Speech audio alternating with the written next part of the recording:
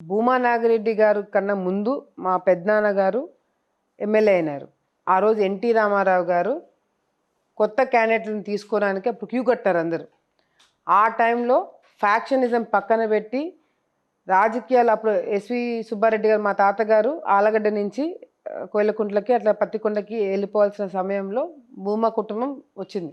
అప్పటి వరకు ఎస్వి కుటుంబంని నిలబెట్టడానికి లేదా ఎస్వి కుటుంబంలో మా తాతగారు ఉన్నారు కాబట్టి మిగతా సెకండ్ లీడర్షిప్ అంతా ఆ రోజు మా అబ్బగారు తీసుకుని నడిపించినారు. ఎప్పుడైతే ఎస్వి కుటుంబము మా తాతగారు పక్క నియోజకవర్గంకి వెళ్ళారో అప్పుడు మా పెద్దనాన్న గారు రంగంలోకి దిగినారు. అప్పుడు మా పెద్దనాన్న పిలిచి టికెట్ ఇప్పించింది ఎన్టీ రామారావు గారు. మా పెద్దనాన్న గారు సంవత్సరాల కాలంలోనే ఆయన ఎమ్మెల్యే కూడా చనిపోయినారు. బై ఎలక్షన్ వచ్చింది, మా నాన్నకి టికెట్ ఇచ్చినారు.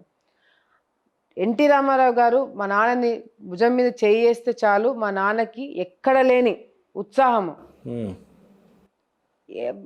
ఆయన అంటే పడి చచ్చిపోతారు మా నాన్న, అంత గౌరవం ఆయన ఎన్టీ రామారావు గారు అంటే.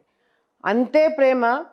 ఎప్పుడైతే చంద్రబాబు నాయుడు గారు వేరే లీడర్షిప్ చూపించి ఇది సరైన రూట్ అని చెప్పి చూపించినారో భూమా నాగిరెడ్డి గారు చంద్రబాబు నాయుడు గారిని ఫాలో అవ్వడము, 2 నియోజకవర్గాలు ఒకటి ఎంపీగా ఒకటి ఎమ్మెల్యేగా ఇవ్వడము, బాధ్యతలు జిల్లా కష్టం లేకుండా అది కూడా అవలీలలుగా ఇచ్చేయటం, పివి నరసింహారావు లాంటి వ్యక్తులపైన మా నాన్న పోటీ చేయడము, మళ్ళీ దాని తర్వాత ఆయన లక్షలలో మెజారిటీలో గెలవడము, ఇవన్నీ కూడా చంద్రబాబు నాయుడు గారు కాంట్రిబ్యూషన్. మంత్రి పదవి కోసం ఎప్పుడు ఇచ్చేయలేదే.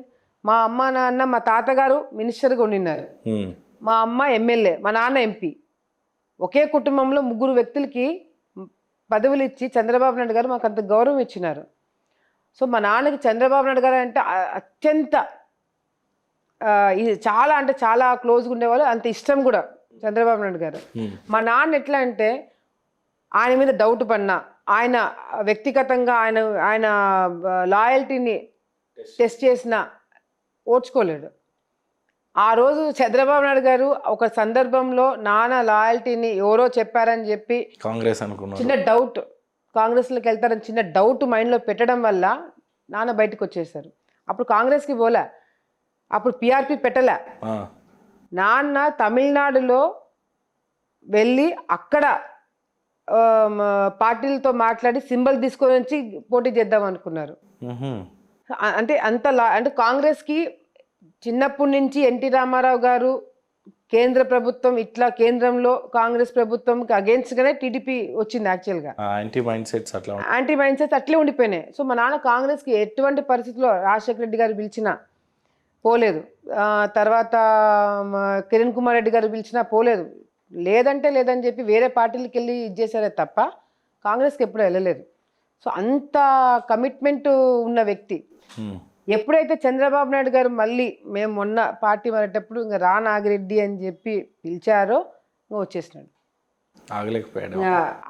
అంటే ఆయనకి అంత గౌరవం ఉండింది చంద్రబాబు నాయుడు గారి మీద, లేకని కాదు.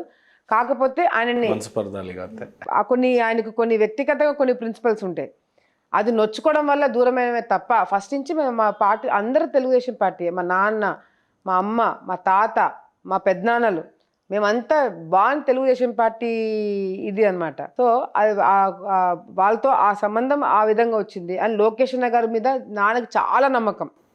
మా నాన్న చనిపోక ముందు నేను లోకేష్ అన్నకి ఎప్పుడు గుర్తు చేస్తుంటాను, మా నాన్న నీకు అప్పచెప్పి పోయినాడు అని.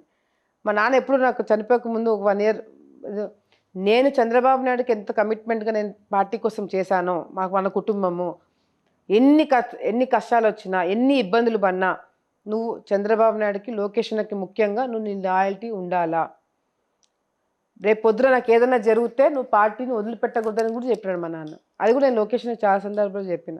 సో అందుకే మా మీద లోకేషన్కి ఆ కన్సర్న్ ఉంటుంది.